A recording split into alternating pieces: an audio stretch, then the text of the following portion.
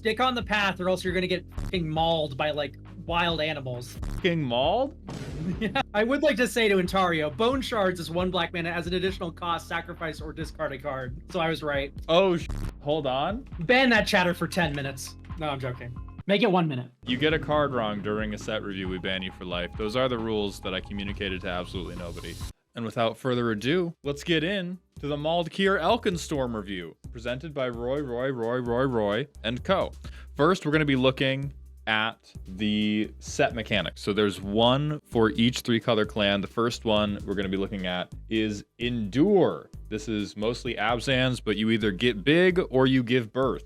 This is a mechanic that says basically you endure X and you then put X 1/1 counters on the thing, or you make an XX spirit creature token. These we're going to do basically thumbs up, thumbs down. So Elk, yeah, goated or garbage? Endure? I gotta endure how boring this mechanic is, am I right? That's the stream, everybody. I'm sorry for I'm sorry for exposing you to this level of punnery fucking instantly. It doesn't make me go, ugh. It's just like, you know, it gets counters or you make a dude. It's like, makes sense to me.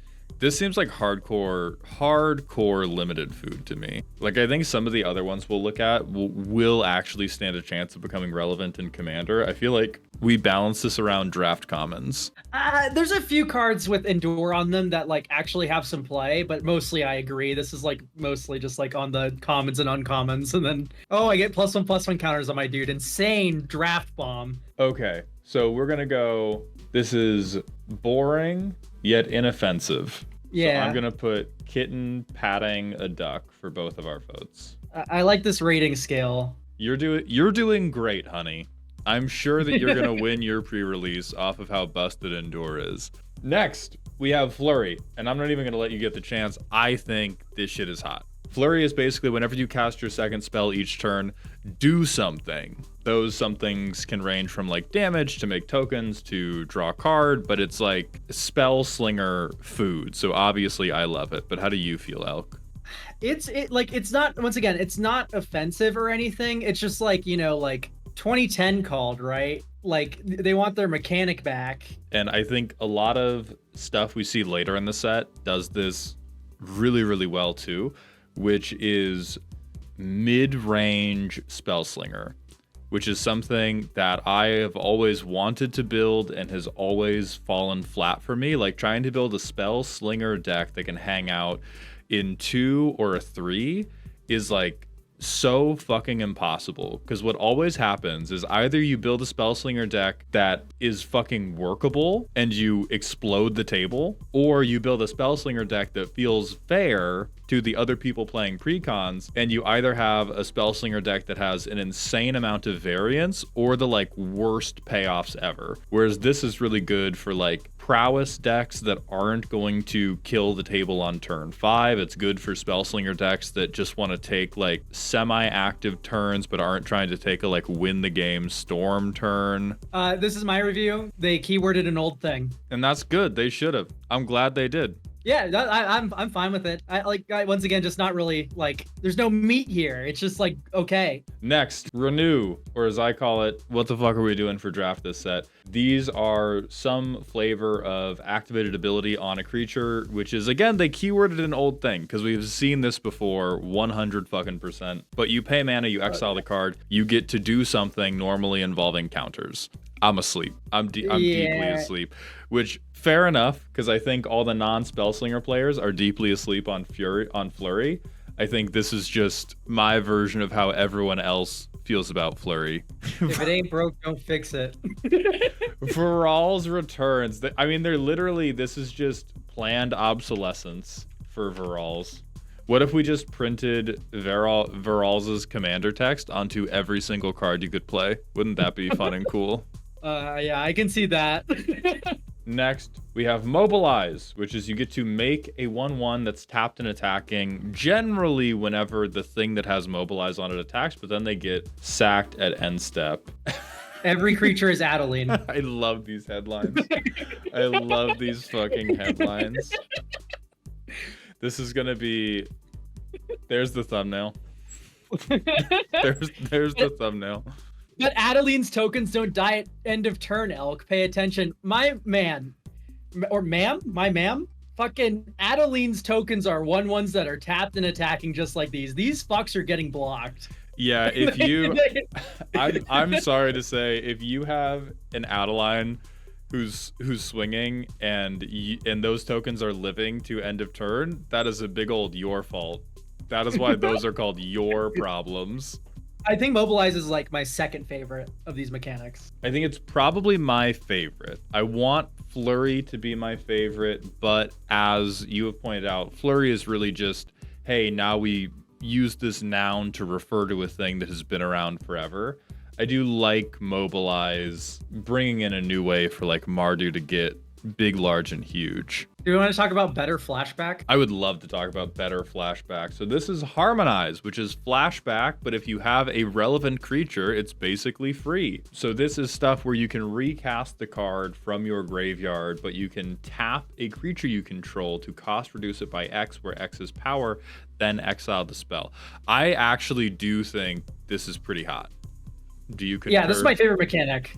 This is like being able to not only jingle the keys at people to be like, hey, man, your graveyard does exist, but having ways for higher power things to matter later in the game, where as much as I want to be a little spell slinger guy who just fucking hates all the stompy players, a lot of decks that just focus on play big creature do stall out. I think cards like this are not breaking the dam, but it's just that little bit of thing that you can do later in the game where you're like, oh, cool, playing that undercosted 6/6 mattered. Now I can tap it to ramp easy. I purposely picked a lot of really bad cards for all the set mechanics, but there are some good Harmonized cards. Oh yeah, absolutely. This is my review. I DM'd it to you. I need to drag it in. No, I can't drag it in. It's a web P. I love the internet. Get shit on. Actually, it's mine now because I figured out how to. This is my review. That's mine. Here, we'll share, because I agree. This is like I'm going to change my tune the moment a single Teemier player wins the game by harmonizing something for like 2 mana against me because they have Galta. But from a theoretical standpoint, yeah, very cool, is basically Teemier Jesus. If you put the harmonized card in your graveyard, then wait 3 turns, then harmonize it again, all your sins are forgiven. The fact that you can just like tap Galta and just like have a fuck off spell happen and then you still get to hold up like interaction and stuff, insane. Yeah, it's very, very good. So that is the end of the set mechanics. I think I'm willing to accept Harmonize as the overall number 1. I think for stack ranking, it's like Renew and Endure kind of suck. I think Flurry and Mobilize are on a tier of like nice and good. I like when my cards are more cards. God, that is so true. I do like when cards are more cards. So now we're going to move into talking about the commanders for the set, which is probably going to be the meat of this.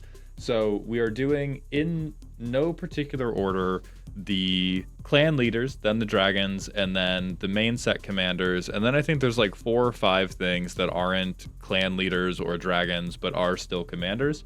I tried to do all of the things that are from precons before moving into the stuff that is not precons. And then ceiling motion variants. So ceiling is how good we think the card can get. Like, is this going to be CEDH playable? What is the most fucked up thing you can do with it?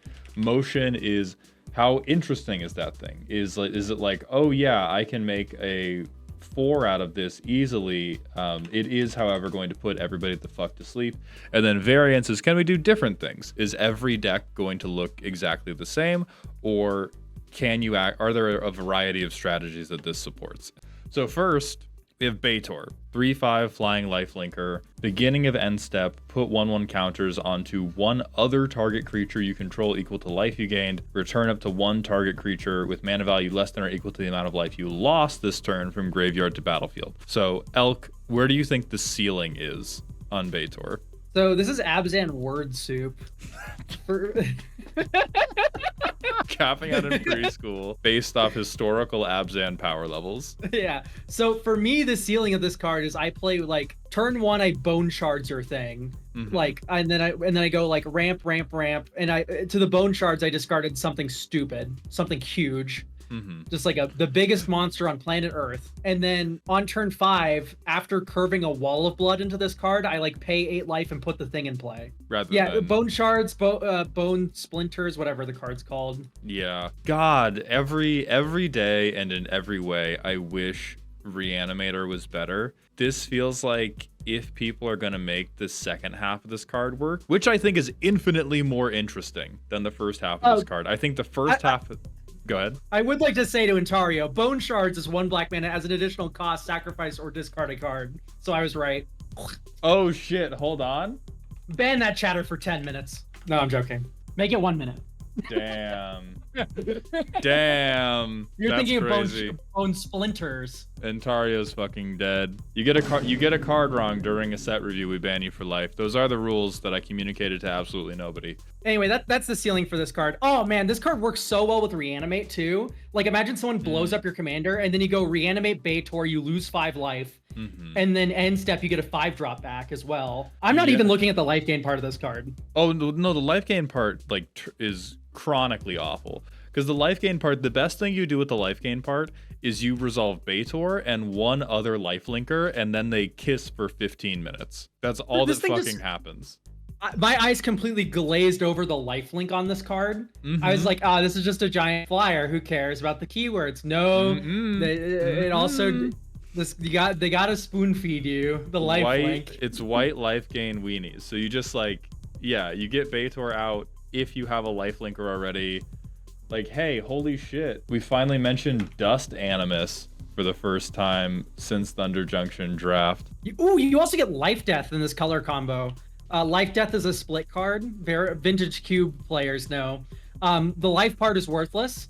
The death part is return target creature card from your graveyard to the battlefield. You lose life, you lose mana value. It's a 2-mana reanimate from your graveyard. So you have multiple reanimates, which is like just the strongest effect because the life gain's also just insane. Okay, so ceilings, preschool building. I mean, motion.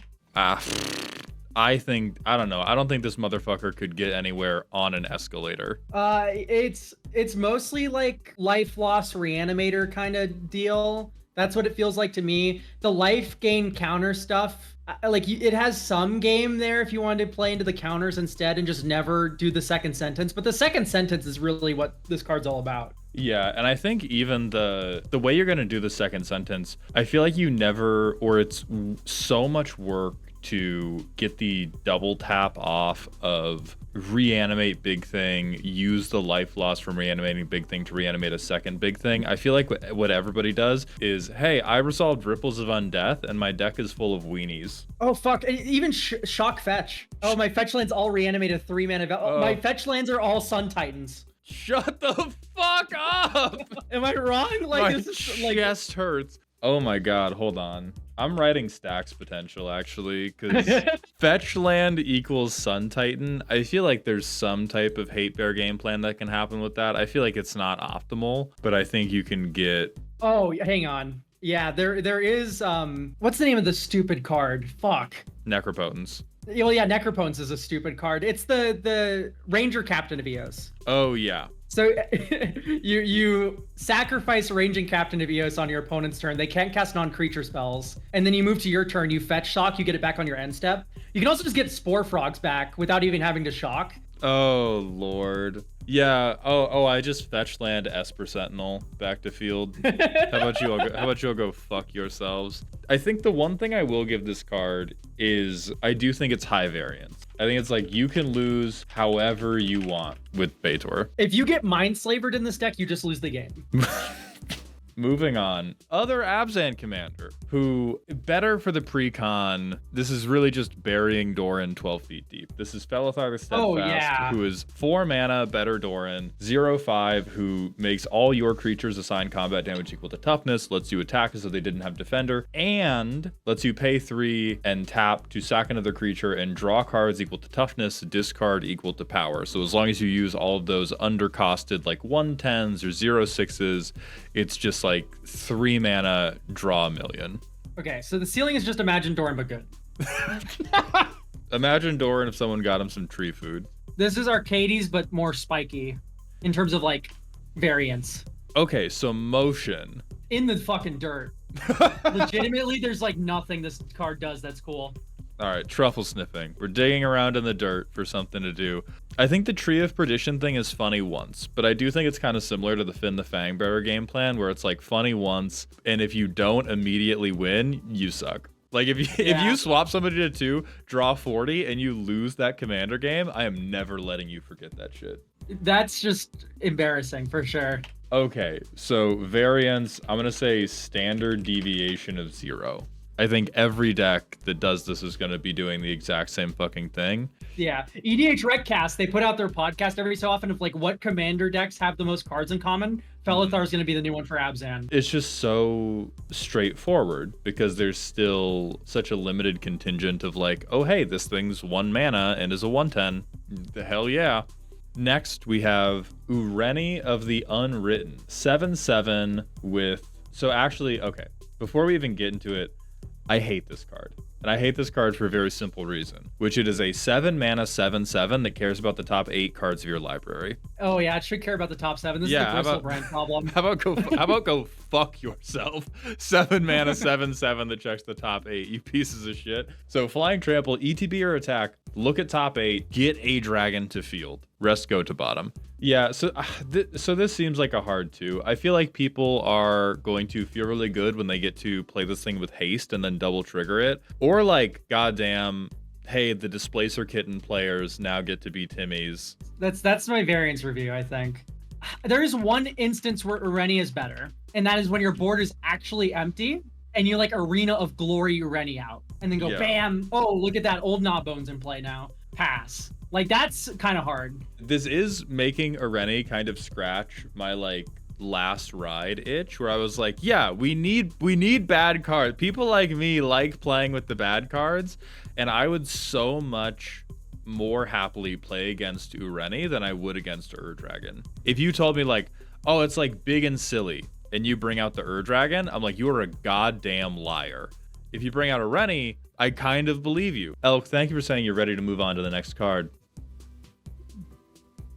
Now let's talk about Taval, the balanced scale. So this is the Sultai Dragon. Dude, I don't know. It's Taco Bell design, but it's also like Baja Blast. Good, solid workhorse in my mind. You attack, you mill 3, get a land card back. Whenever 1 or more cards leave your graveyard, you also get a creature. So sealing is like, if we want to talk about like stupid shit we're doing with this card. The infinite, yes, holy fuck. I think the ceiling on this card is crazy high, but not even because of Taval. I just think Sultai is a fucked up color combination, and I think Taval turns on everything Sultai wants to do. Yeah, this card has single-handedly killed Sidisi Tormod, like Muldrotha for lands archetype. Like, I think if you're building Muldrotha lands deck, Taval's just going to be better for you. Because, like, Glacial Chasm people with this thing. Oh, yeah. They're not going to play Magic anymore. For my chatters who play fair Magic, what we're talking about is you don't get to attack, but nobody can deal damage to you. And then on your upkeep,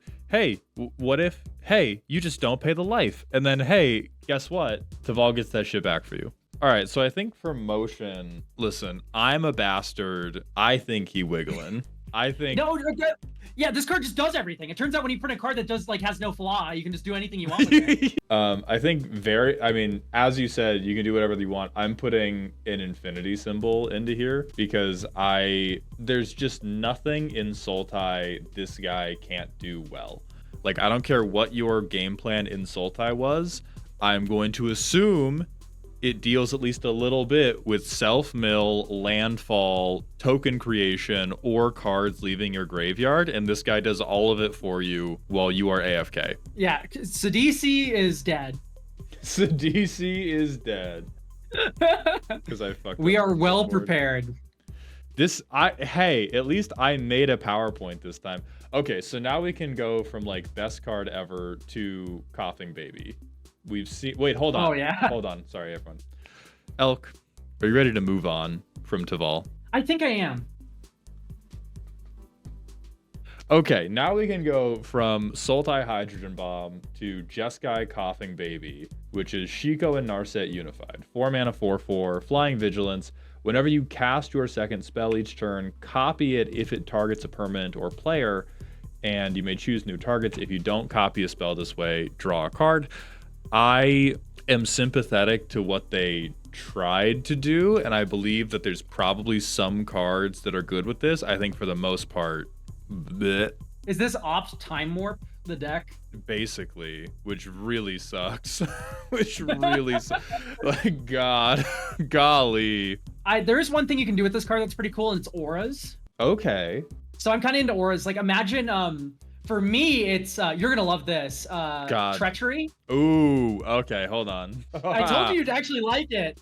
So you actually get to untap all of your lands twice as well with the Treachery cast. So you get to steal 2 of your opponent's things. You go opt Treachery, and then with the Treachery cast, you get 2 of them. You get to go untap all your lands, tap them all, untap all your lands again. Which is like, you steal my Elishnorn Kudo. Well, like, this wouldn't be in play. Maybe it has a +1/+1 counter or a different aura on it that gives it +1/+1. But still, like, you yoinked that for me. Oh my god, that's insane. And you still get to cast another thing and hold up 5 more mana for interaction or whatever. Oh, okay. Okay, I'm feeling a little more now. Sealing is Treachery. Okay. And then You can bribery someone twice? That's so cool. Hang on, this is kind of cool. Bribery targets a player. So you search the library for a creature card and put it into play under your control. So you go preordain, and then you bribery target you. Double Curse of Bloodletting on a player, they take quadruple damage. I think I'm in. I think I like I'm this card. actually, yeah, I was very not on it, and now... Do not play instants or sorceries. Yeah, I think that's really the thing, is we need, like, PSA, do not do Spellslinger. I do think you can get some variance now with this. Yeah, if you're a masochist, you can play this instant or sorceries. Ooh, I cloned my lightning bolt. I'm so sorry for you, but you can do that. So, Elk, are you ready to move on from Shiko and Narset? I think I am. Let's talk about Nariv, the Crackling Vanguard. So 5 mana Mardu commander, 4/4 flying Death Toucher, ETB, make 2 goblins. Whenever they attack, exile from the top of your library equal to the number of differently named tokens you control. During any turn you attacked with a commander, you may play those cards. It is brutally cute of them to give Mardu some pseudo card advantage. That's pretty sick. I think this card, its design space already conquered by Gimbal. Gimbal says whenever like you have like artifact tokens, right, differently named. So they just like, oh, Gimbal, but instead, well, it's Gimbal, but cards instead of make guys. And I do think it's I think what's important is that it is in colors that don't just immediately shithouse its ability to get exile draw. Because like Gimbal, you dropped like the world's hardest working token maker into the token cheater factory because they're in Temur, and you're like, oh, make 1/4/4 after you put all this fucking effort in.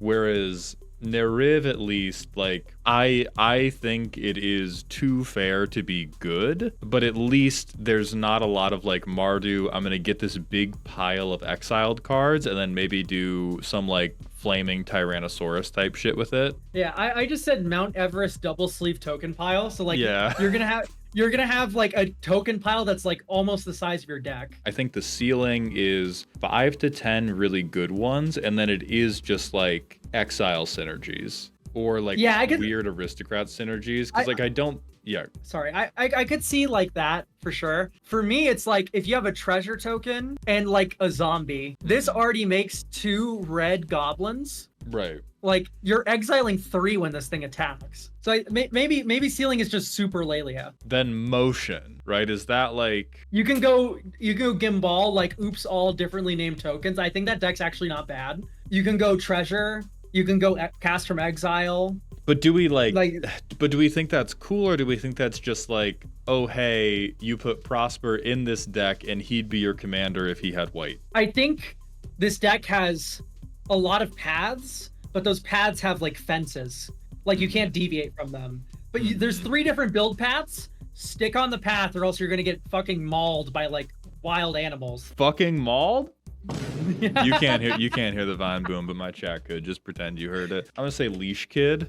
You can kind of do stuff, but you're in a you know, you're in a supremely organized build pattern, and if you go outside the build pattern, you're gonna trip and a car's gonna hit you. Okay, then for variance, which I think is tied into the motion rating, I'm just gonna say decent. Then Elk, are you ready to move on from narrative? Yep. Next, we have Codus. This is... I thought this guy's name was like Coitus. You thought?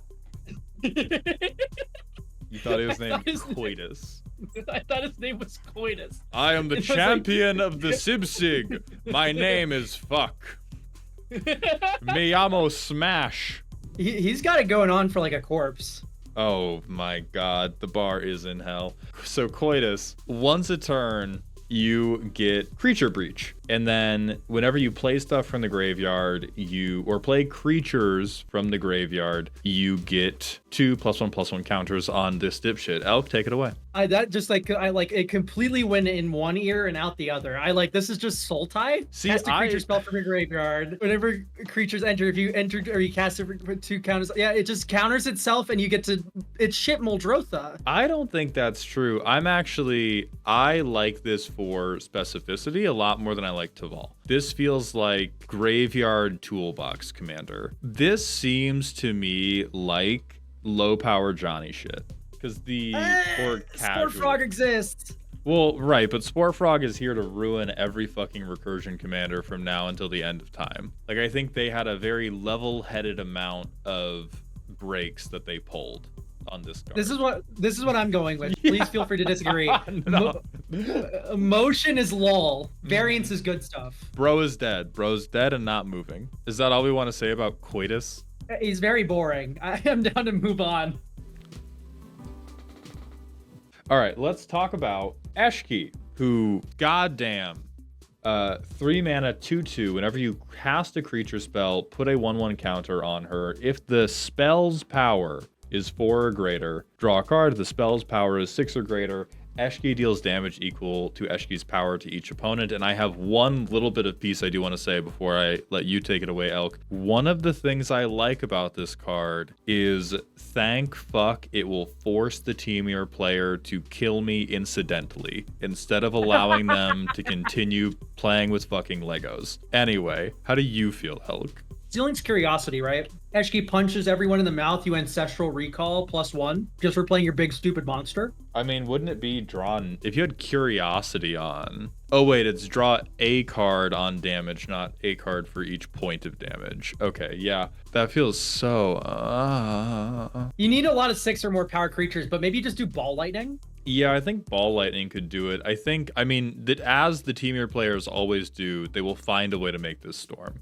The ceiling of, so if we look at this next to Telval, this is Temur Word Soup, and then we have Telval's Sultai Word Soup. It feels like the Temur get a little glass ceilinged by just absolutely mogged by what Sultai gets to do. Wow, this is not that good of a card. God bless you for handing out those Scryfall techniques to people. Everybody go check out Elk's fast Scryfall guide. 10 minutes or less, learn how to get good syntax to build your Eshki deck. I'm going to get a deck review on my stream, like a commission, and it's going to be, hey Elk, I've been playing for about a year, maybe less. I started in Tarkir. What do you think about my Eshki deck? Someone's going to submit this deck. It's going to have 34 lands in it and like 40 creatures, and that's going to be the deck. And I'm going to be like, all right, let's pick your 6 worst creatures and put some lands in here.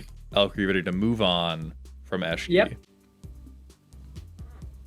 None of this would be possible without support from our highest tier Patreon members, so please join me and Little Nadu as we take a moment to thank Badger King, Sussedin, Christian B, Ryan A, Adam S, Solar Movie, Biggest Dickus, Kyle, Jess HW, Alpha Dog 2064, Crimson Viper, Zelenor, Otterfire, Dad Out for Milk, Kyler P, Bolus Brigade, Derek H, Phelan, B Leave, Dungeon Masters Consortium, Zach G, Bobby Joe Lord, Talamar Von Geist, Troper and their 37 different identities, Bradley T, Bo, Beefcake, and Silky Wilkie. Thank you all, and enjoy the video. Okay, next we have the Elsha that DMC thought I forgot, but in reality, I am just a disorganized little goober. This is 3 mana Jeskai, 1/1, Trample Prowess on combat damage. punch that many 1/1 white monk creature tokens with prowess out of somebody. In my mind, this is like cooler Monastery Mentor.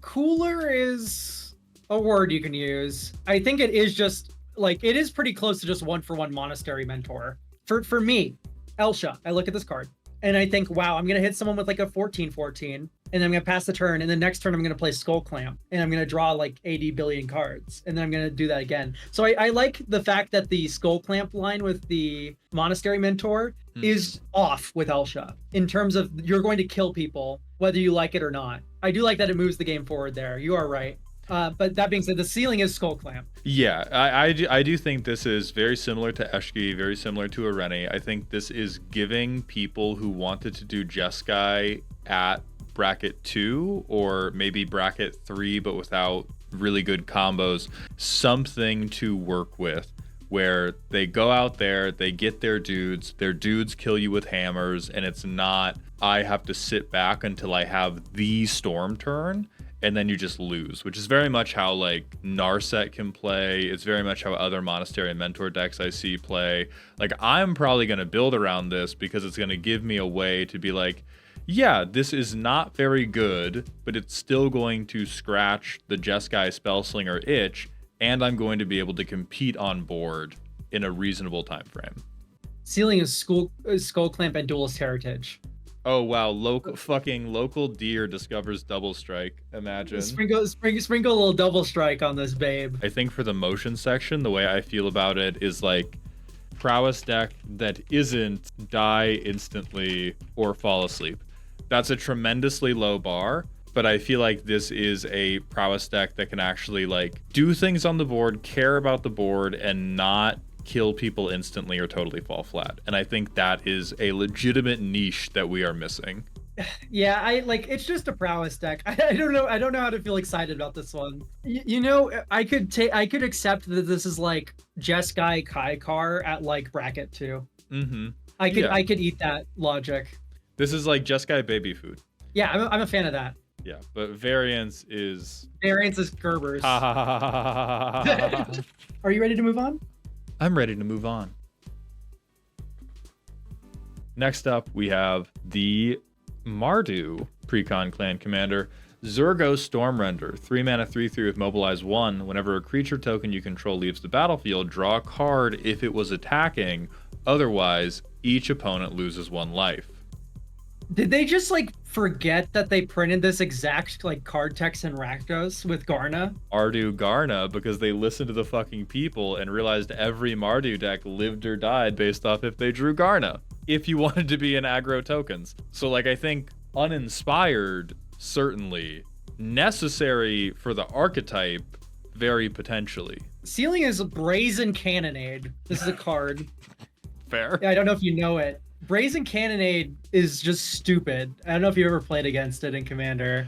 I've seen it, but I've never had to. I like that it becomes possible to swing your guys even when you're like, oh, they're gonna die, and you don't have to have a heart attack about it. I think that has ruined so many like Mardu game plans where they have to go, I'm like the big bad Mardu crash out deck. I'm horrified to swing any of my creatures because I have not drawn into Kathar's Crusade, so I have a couple 2/2s while the dragon player has stuck exactly 1 creature that I'm terrified of. Yeah, I hate to break it to you a little bit, but the way that this deck is almost always going to play out is just like Aristocrats, where you're going to move to combat, you get Brazen Cannonade in play, you attack the dragon player, yeah, absolutely. Mm-hmm.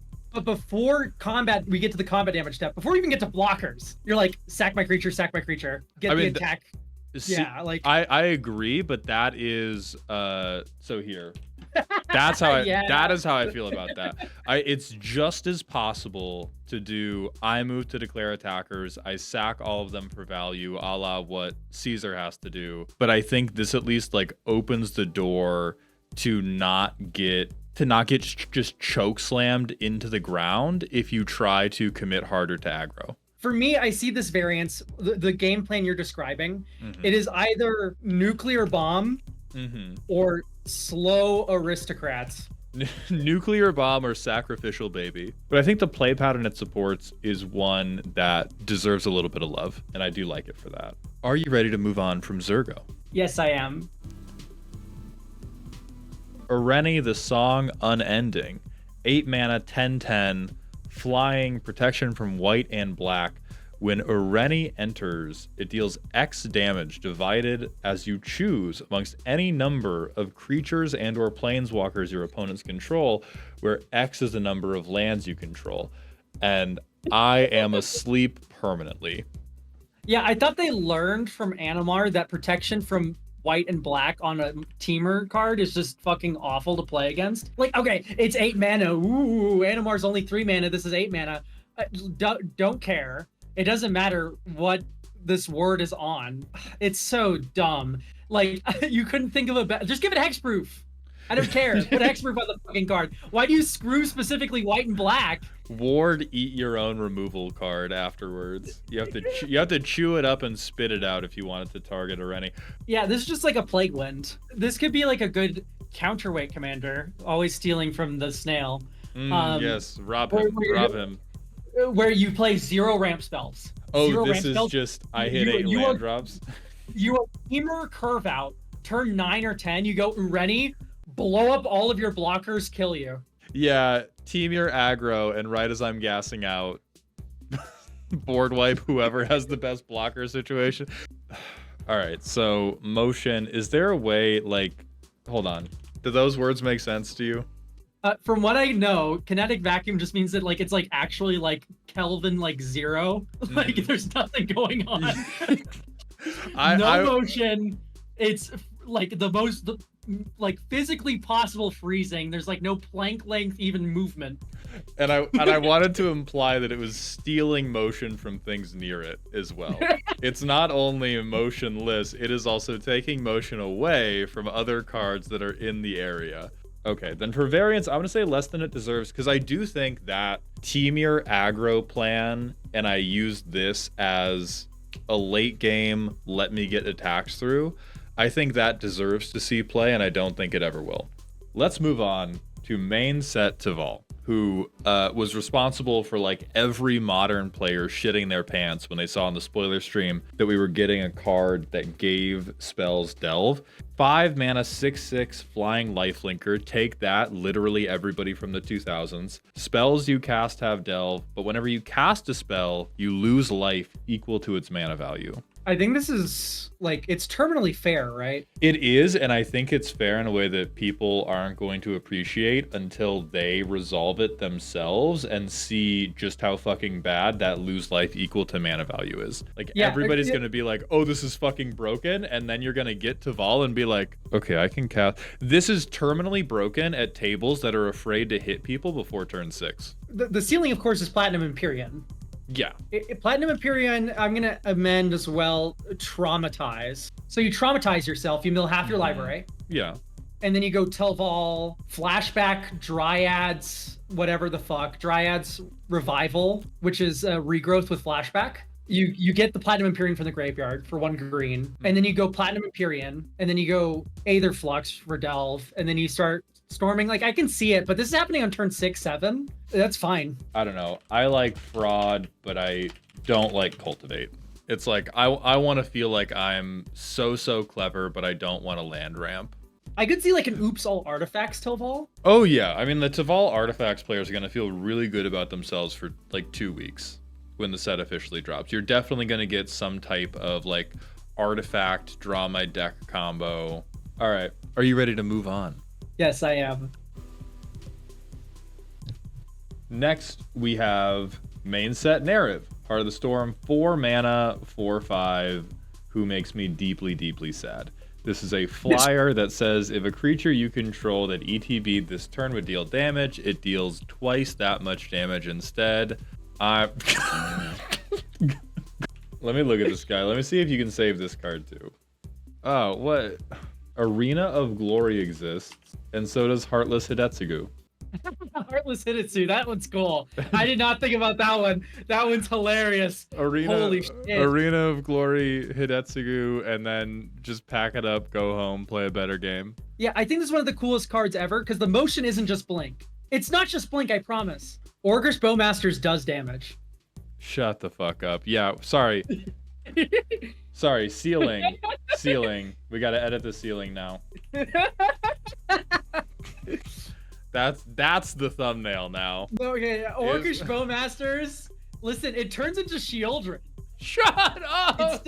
Okay, for variants, I'll say actually real. I agree with Alec, and I agree with you, Elk. It is not just blink. I think probably your favorite thing to do is going to be blink. My favorite thing to do is going to be the like Henzi-esque thing of what if I got a creature but for only one turn. So are we moving on from narrative now? Yeah, I'm down to move on. Next, we have main set Narset. 3 mana Jeskai. At the beginning of your end step, you may discard your hand. If you do, draw cards equal to the number of spells you cast this turn. I love this card. Do you as well, Elk? The ceiling is 1 with nothing. So you go like Narset. Like this is the fastest way to discard your hand in Jeskai. Oh, that is true. You can just resolve commander, chuck it over my shoulder. That's not why I like it, but that is an angle. Like I think we're opening up with variants being 100 million. Many will fail.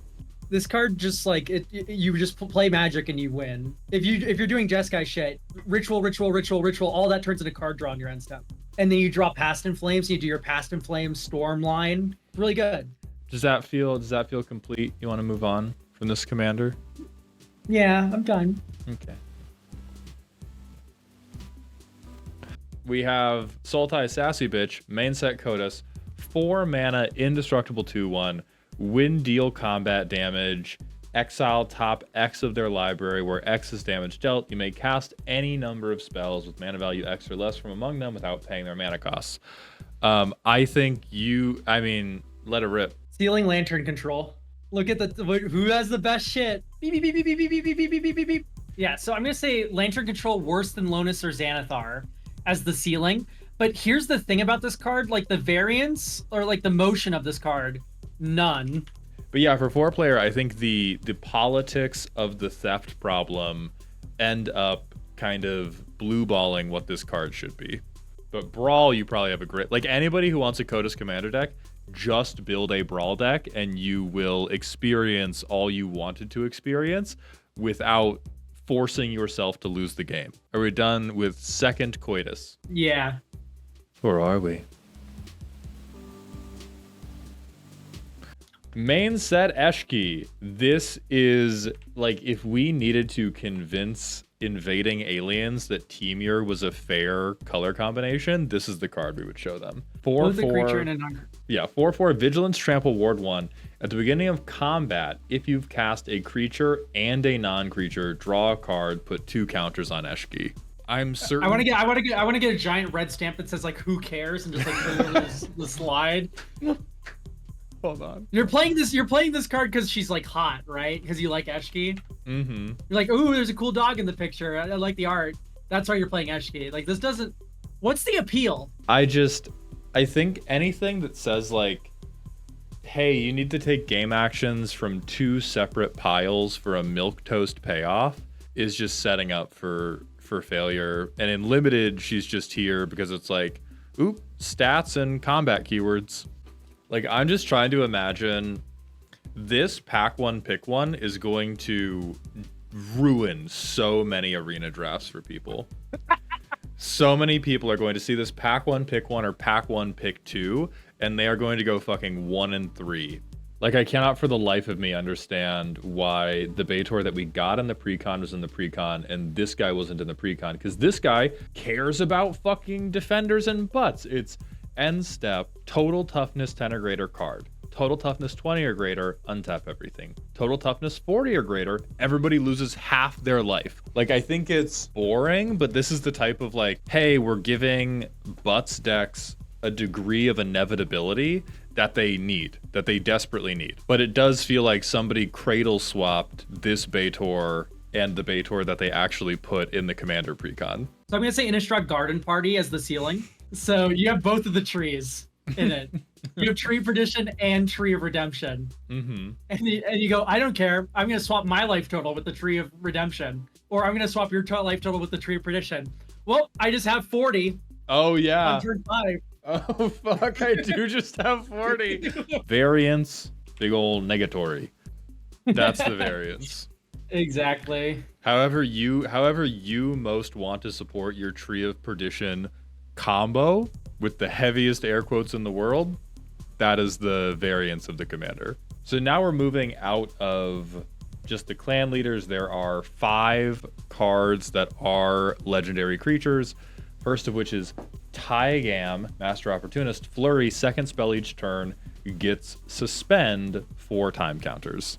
So there's nothing cool about this card other than like, there's like 2 things you can do with this card from what I understand. The first one is, there's like 3 things. Okay. So there's extra turns, in parentheses boring, because extra turns has synergy with suspend because, hey, look, your upkeep, you remove a suspend counter from it. Uh-oh. Like, you know, the extra turns synergize with both the copying and the suspend. Secondly, you have overlords, which technically get cheated off this because of a weird ruling clause. So if you go spell overlord, you will get the not suspended overlord in play. In commander, that's basically nothing because you only have the blue one, and the blue one's kind of middling. Third thing about Taigam, this is the only cool thing about Taigam, in my opinion, is spell copying matters. So you actually keep the copy. That isn't what gets suspended. The original spell gets suspended. So if you have Twinning Staff or you have Errant Street Artist, you go spell, second spell, the copy, you use the copy to copy with Errant, or you get just a free copy with the Twins casting staff.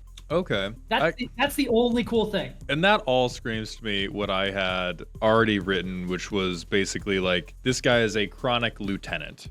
I'm going to put the Twinning Staff in the bag in the variance. Go ahead. I think that's what you do every time.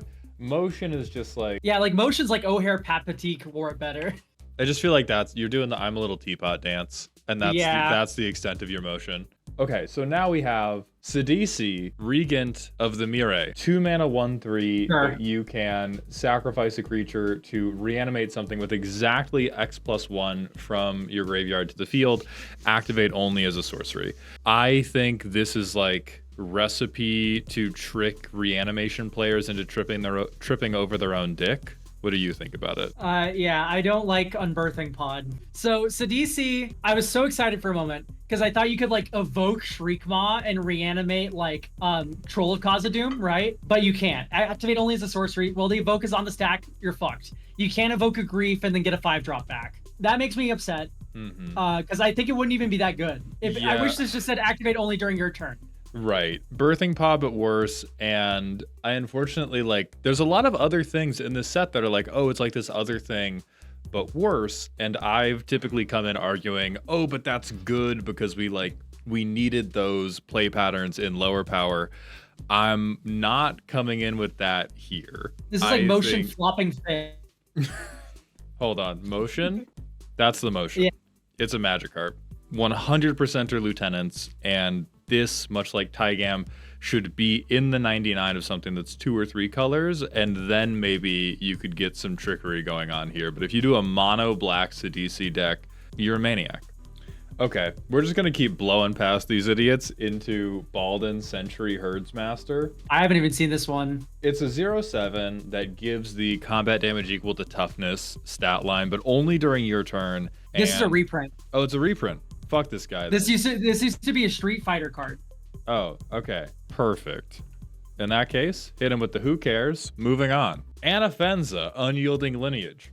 2/2 flash burst strike. Whenever non-token creatures die, endure 2. So we either get to Voltron this dipshit, or we get to make tokens. So this seems like this should be, you should have Sidisi and Anafenza in like the same decks together. In the same Orzhov or Abzan shells or something. Anafenza is really good with aristocrats. Well, I mean, anything, goddamn fucking anything that says, hey, on non-token death, get token creature it just works, right? It doesn't necessarily work in a crazy way or in a cool way, but like, yeah, it turns out creatures dying, no they didn't, kind of useful.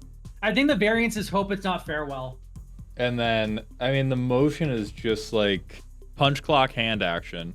You're not doing anything cool, you're not doing anything special, but this is solid value generator to go with my 18 other solid value generators. All right, last but not least, main set Shiko, which is 5 mana, 4/5 flying vigilance on ETB. Exile a non-land card with 3 or less, copy it, cast a copy. Say something about Philia. Yeah. I give you Say the line, Elk Boy. The guild authorizes you to talk about Philia. Very good with Felia.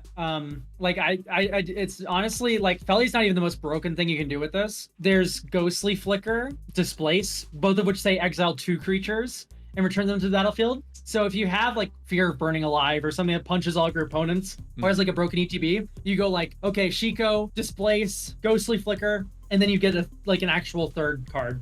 The ceiling is you just have Sun Titan in the command zone that also can get instants and sorceries. Which Command Zone Sun Titan is pretty goddamn fucking good. I don't know. I mean, I presume there's going to be like some sort of, maybe the CEDH players will get their hooks into this one because notably Thoracle costs less than 3 mana, but I doubt it. Like, I don't think Jeskai is doing anything in CEDH that you wouldn't just add black into the mix for. Well, I mean, the motion is fucking, what is it, like revolving hotel door. If we're doing oops all flickers, that's what the motion is. I'm out, I'm in and I'm out, I'm in and I'm out, I'm in and I'm out. And because of that, I'm gonna hit the variance with this section has been exiled, it will return at the next time step. Yeah. But main set Zergo. 2/4 mobilize 2. During your end step, warrior tokens you control have. This token can't be sacrificed. And I just want to say, holy shit, how narrow they had to make that to save this card from being combo food. Yeah, Ceiling's Master multiplied, right? Yeah, Ceiling's Master multiplied if you jump through 18,000 hoops. I swear to God, the number of people... I'm just going to do this as a PSA. Variance PSA. Stop. Do not. If you are watching this stream, if you watch this cut together, do not put fucking Maskwood Nexus in this to try to make it work with whatever dipshit Feldon thing you were doing. Please. For me, as a personal favor. Okay, Felithar, Dawn of the Abzan. 3/3 trample, ETB or attack. Elk, say the line. Oh my god, you can flicker it with Felia. Thank you. You may sacrifice an on-land permanent. When you do, put a +1/+1 counter on each creature you control. Seems quite fair. I like this as someone who hates the general strategy it's supporting. So the Anafenza the Foremost has existed. Anafenza says whenever she attacks, you get to put a +1/+1 counter on another attacking creature. This is I don't say strictly better often. But if you're doing Abzan counters with Anafenza, it's time to move on. I do think if you harkening back to a conversation I had with Comedian, I think if you try to play this in bracket 4, all that ends up happening is you toss the win to one particular player. I think even if you do hate bears and you do stacks, I don't think you're going to be able to smother 3, but I think you do a really good job of like shutting down 1 or 2 people, and then that lonely 4th person who just happens to have the deck that you didn't perfectly silver bullet is just like, oh my god, what a Pog champion deck. Anyway, Tivit. I don't think it has the type of motion that I often like, but I do think if you were going to try to build a like theme and or RP deck around this actually gives you a pretty fair shake. I'll give it that. It has a variety of play patterns. I despise every last one of them. We're going to go into best 5, worst 5 now. Let's start with worst 5. Let's end the stream on a high note. So we're going to start with the clangers. These are the cards that we think suck, either just because they're incentivizing bad things, they're really hard to make work, they are traps, etc., etc., etc. Elk, would you like to go first or would you like me to? I'll go first. All right, and I do believe you can copy paste from Discord into here. Those image files should be fine. Fuck this guy. Yeah. I do not like deck in a box cards. I'm amazed. Jesus. Wow. You know what I mean? I do fucking unfortunately know what you mean. Like, I think it's both so bullshit and just so instantly fades into the background of I am never going to play a casual game against a colorless player in my life. I legitimately think Ugin will be remembered as a design mistake. Which part? This card, or is it the confluence? motherfucker, which part? I think any card where you could easily say, wow, if this card didn't have this line of text on it, I would still play it, is a design mistake. Mm-hmm. So that first line of text, when you cast this spell, exile one or more, a permanent that's one or more colors, strike that off, still playable, even in modern, which is absurd. People are like, oh, they're trying to make Tron good again. I think this card is going to get Kozilek's command banned in modern. Not itself, notably, but it's gonna get Kazi's command taken out back. Yeah, Ugin will not be banned. Kozilek's command's gonna get banned. Almost guaranteed. Maybe even Ugin's Labyrinth. So speaking of other design mistakes, Planeswalkers as a whole. So this I dislike for very different reasons as Ugin. Like, Ugin, obviously glaringly strong dog shit that's going to be awful. For Elspeth Stormslayer, I think this is one of the most kickable babies in the set. And when I refer to kickable babies, what I mean is card that realistically has to be dealt with, but so many people are going to try to argue that it's just like card that most has to be dealt with while not being worth your counterspell. And I hate those cards, because if we look at other like big bullshit guys, who's that like 8-mana Golgari dragon that all the self-mill players are going to bust about for 10 years, where if you mill something you get to put it to field? Like, that is going to end the game for you, and is obviously like, deal with this or shoot me. This is the most fucking like little bean fake ass card I've ever seen, where every Elspeth player is going to play this, and you're all going to have to go like, okay, well, somebody has to remove that with flying, because they're going to play it and either kill a threatening creature or play it and get 2 jump blockers. And like, or play it and they already have a board and they give everything flying, so flying doesn't even work. Right, like it's flying until your next turn. It's just so much. It's like, it's win more, but they're trying so hard to make win more work. Yeah, if Ugin was why I never feel guilty about playing Gaddock Teague, Elspeth is why I never feel guilty about playing Elish Norn. So I'm gonna look like the enemy of fun. Mm-hmm. It does not look good for Elk. this hitting the clangers. The Elkagations are growing loud. Elk, no! What about my mono black death trigger deck? Oh no, Elk, what about my mono black indestructible deck? It's so cool there. It's so cool. Look at all these cool synergies. It's just a Sararak. This card is just a Sararak. It's just a Sararak. There's no one else. No one is putting this card in their deck except for Sararak players. This is triple black. A Sararak costs 2 less to cast. That's all this is ever going to be used for. And is that just like, is that a dipshit combo? So a Sararak, if you have anything that can tap for a black, so Relic of Legends is infamous for this, but you can do Kurik's Son of Yawgmoth, or you can do all sorts of other things like Carnival of Souls. Whenever a creature enters, you lose 1 life and make a black mana, right? You have Defiler of Faith. There's a ton of things that reduce the actual black pip of a Sararak. Yeah. And then you just need to reduce it by 2. So Heartless Summoning already exists. This is the second copy of Heartless Summoning in your deck. And you just go into the Lost Mine of Phandelver every time, and you go through the Dark Pool. Each opponent loses 1 life and you gain 1 life. So long as your opponent's life totals are less than the amount of cards in your deck, it is infinite life loss for your opponents. A Sararak's already a notorious like bracket 4 muncher, where it's not CEDH playable. Right. You're a hero if you bring this to CEDH, but it is a bracket 4, high bracket 3 style combo deck. Right. Where if you get coughed on, you fucking like twist your ankle and die. But it's also incredibly fast. Too fast, I think, for most bracket 3 tables.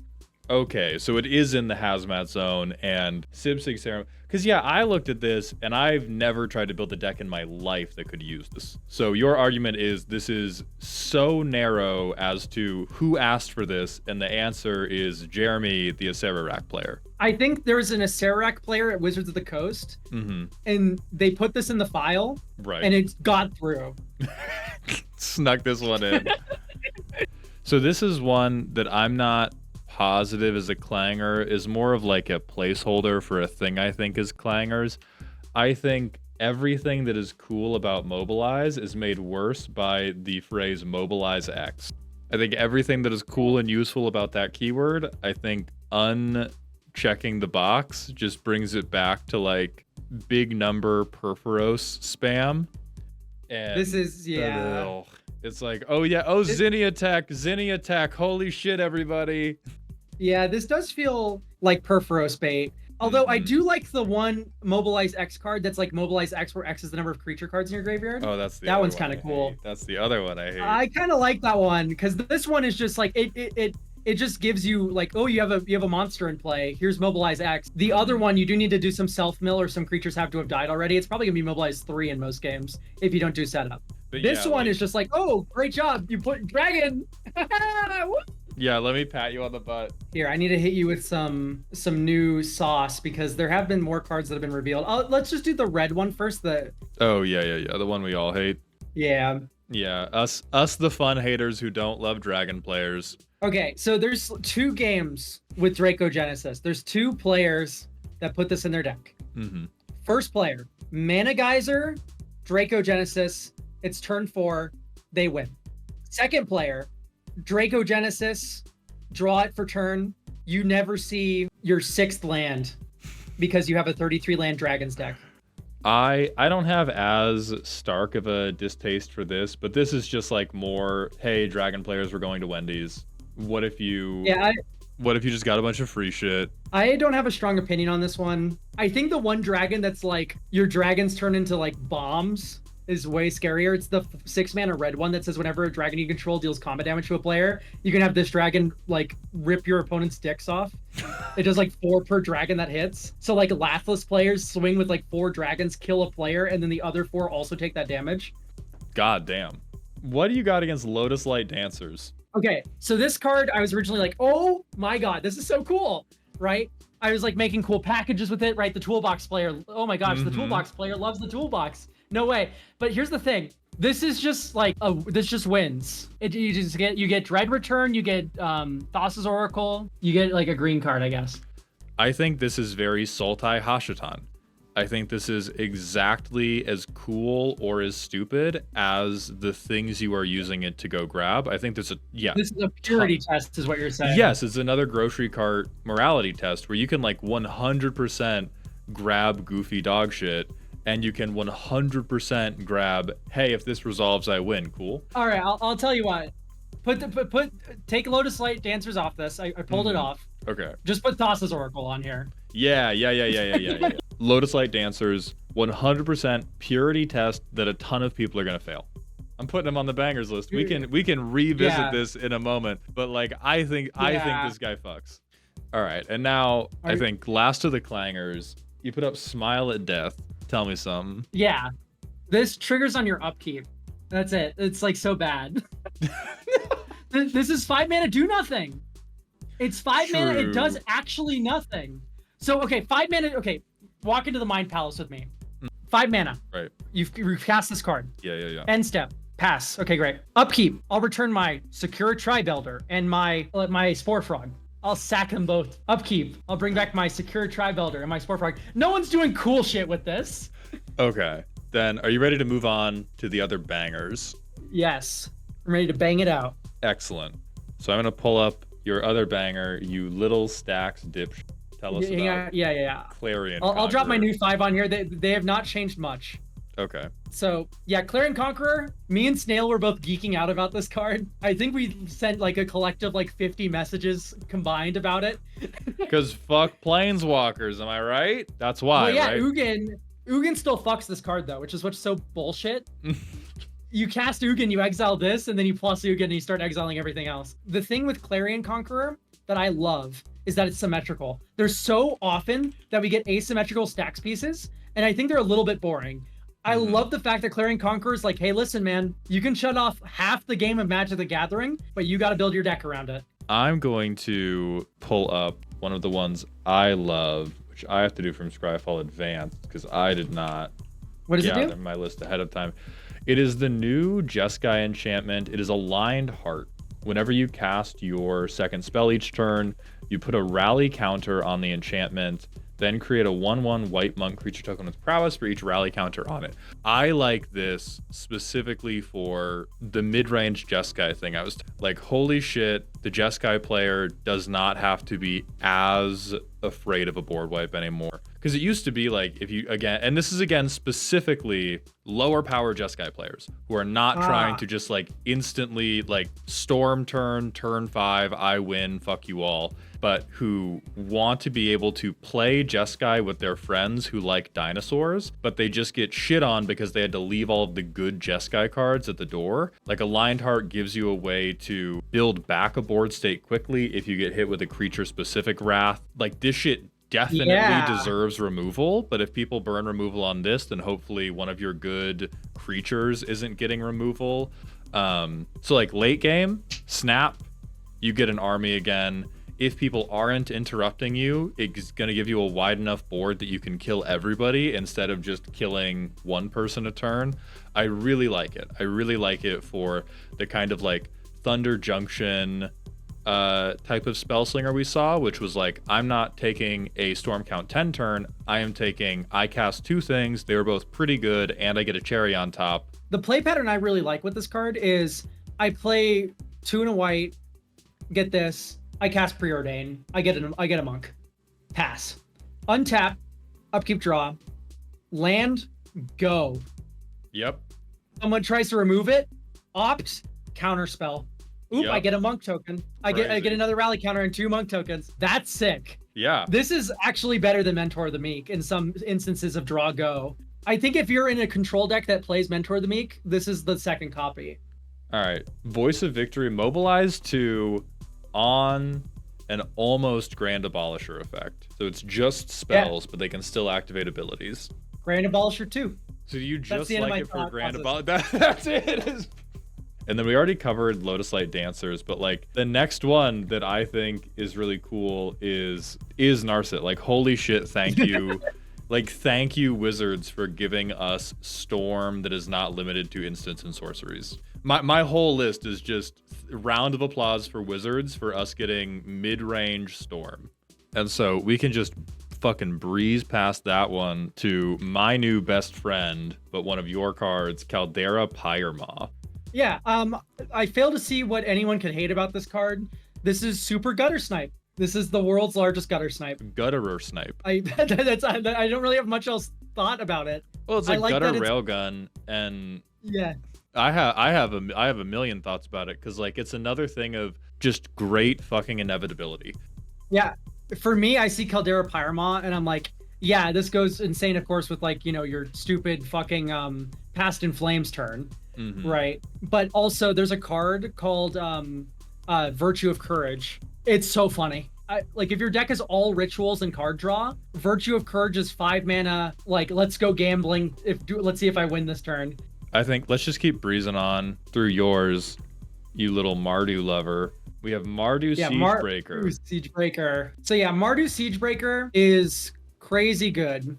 I don't even know what to say, really. This designs are so strong. I haven't even... Because you go... Death Touch Haste, ETB, exile something you control, copy of the exiled card. Holy shit. Yeah, this card's fucking stupid. So, of course, hang on. Everyone hops on the ETB stuff. Of course, Pyroglyph under this is stupid. Like, right. So dumb. Because if Pyroglyph is even just a 3 power creature, you get how many triggers? It's 3... you get 9, right? Damn, Goyf's fine. Yeah, I think you get 9... Goyf it to me, baby. One more time. You get 9 lightning bolts on the stack if you curve Pyroglyph into this. Horrifying. Then, last but not least, I don't know why it copied differently, but Naker's Rhythm. X green. Oh, you little... God damn it. Of course we're ending with go tutor something, Elk Boy. Go get Philia. I'm not putting this in my Selesnya deck, believe it or not. I'm only putting this in Farrakha because this is great in a self-mill deck. You mill this over and you can cast it from your graveyard for the Harmonize. Farrakha has 5 power. This is green, gets Seedborn Muse in that deck. Yeah, I mean, I'll accept it just because I like Harmonize. Yeah, this is probably the best instance of Harmonize to me. Also, it's quadruple green, which is like, welcome. Just one honorable mention. This was revealed today. Also, I think our first and only uncommon. Wait, is so- this just powered down a braid? No, Oh, no, one or both. Both. Ooh. And that's what I thought too. I was like, why did they print 3 mana a braid? Nope, or both is on this card. I kind of fuck with that. There's like a million artifacts that need to die. Yeah, this is like Crush Contraband in my mind for red for 1 less mana. Like we do Point at need 2 more. things. We do. God, with how creep is getting in Commander, I feel like we do need more things that are a little bit more costly, but also go bang bang instead of just bang. Because it just feels like every game we play now, like the board is awash in problematic permanents. Yeah, +2 happiness, really good in Hinata. Really good with mountains. Like I think this card's just good. Go subscribe to 33 Elk on YouTube if you want deck techs, if you want fun decks to play, if you want good advice about building Commander decks. Thank you, Elk, for being here.